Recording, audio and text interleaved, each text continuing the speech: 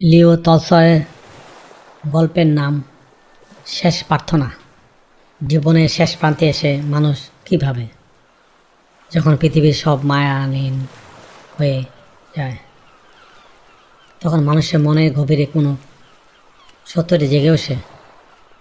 বিশ্ববিখ্যাত দার্শনিক ও লেখক লিও তলস্টয় তার শেষ প্রার্থনা গল্পে আমাদের শিখিয়ে গেছেন যে এমন একজন বৃদ্ধর কাছে যার আয়ু ফুরিয়ে এসেছে। গল্পের নায়ক একজন বৃদ্ধ কৃষক, যিনি সারা জীবন হাড় ভাঙা খাটুনি খেটেছেন। আজ তিনি বিছনায় শায়িত, ঘরের জানালা দিয়ে সূর্যাস্তর শেষ আলো তার মুখে পড়েছে। তার চারপাশ ঘিরে আছে সন্তান আর নাতিপুতিরা, সবাই খাচ্ছে, কিন্তু বৃদ্ধ মনে এক অদ্ভুত স্তব্ধতা। তিনি জীবনের হিসাব মেলাতে ব্যস্ত। বৃদ্ধের চোখের সামনে তার পুরো জীবনটা একটা সিনেমার মতো ভেসে উঠছে। তিনি মনে করছেন সেই যৌবনের কথা, যখন তিনি রাগের মাথায় তার প্রতিবেশীর সাথে ঝগড়া করেছিলেন। মনে পড়ছে সেই সময়ের কথা যখন তিনি কেবল নিজের লাভের কথা ভেবে অন্যকে বঞ্চিত করেছিলেন। তিনি ভাবছেন, আমি কি সত্যি ঈশ্বরকে ভালোবেসেছিলাম, নাকি কেবল ভয়ের চোটে গির্জায় যেতাম। তার মনে পড়ল কতবার তিনি ক্ষুধার্তে ফিরিয়ে দিয়েছেন, কতবার তিনি দয়া দেখানোর সুযোগ পেয়েও হাত গুটিয়ে নিয়েছেন। এই অনুতাপ তাকে করে করে খাচ্ছে। তিনি অনুভব করলেন মৃত্যু ভয়ের চেয়েও বড় ভয় হলো শূন্য হাতে ঈশ্বরের সামনে দাঁড়ানো। হঠাৎ বৃদ্ধর মনে পড়ল তার জীবনে এক ছোট্ট ঘটনা। অনেক বছর আগে এক প্রচণ্ড শীতে রাতে তিনি এক অচেনা পথিককে নিজের কম্বলটি দিয়েছিলেন এবং নিজে সারা ঠান্ডায় কাঁপছিলেন। সেই পথিকের হাসিমাখা মুখটি আজও তার অন্ধকার ঘরে আলো মতো জ্বলে উঠল। তিনি বুঝতে পারলেন তার সারা জীবনের সবচেয়ে বড় প্রার্থনা বা উপাসনা নয়, সে ছোট্ট ছোট্ট নিঃস্বার্থ কাজগুলো আজ তার কাছে আছে।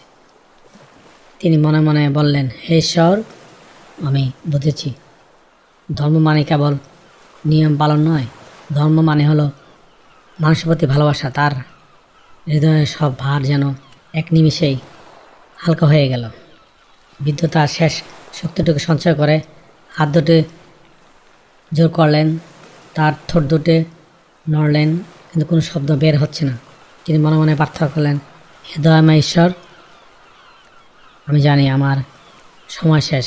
আমার আপনার কাছে স্বর্গ চাই না, বিলাসিতা চাই না। আমি শুধু একটি প্রার্থনা, যারা পৃথিবীতে রয়ে গেছে তাদের হৃদয় যেন ভালোবাসার আলো জ্বলে ওঠে। তারা যেন আমার মতো শেষ সময় এসে আফসোস না করে। এই শেষ প্রার্থনা ছিল তার জীবনের সবচেয়ে খাঁটি এক নিঃস্বার্থ প্রার্থনা। তার মুখে এক স্বর্গীয় হাসি ফুটে উঠল।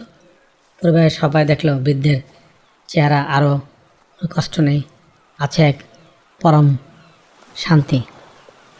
টলস্টয়ের এই গল্পের মাধ্যমে আমাদের শিখিয়ে দিলেন যে জীবনের শেষ মুহূর্তে আমাদের সাথে আমাদের সম্পদ বা ক্ষমতা থাকে না, থাকে কেবল আমাদের কর্ম আর মানুষের ভালোবাসা।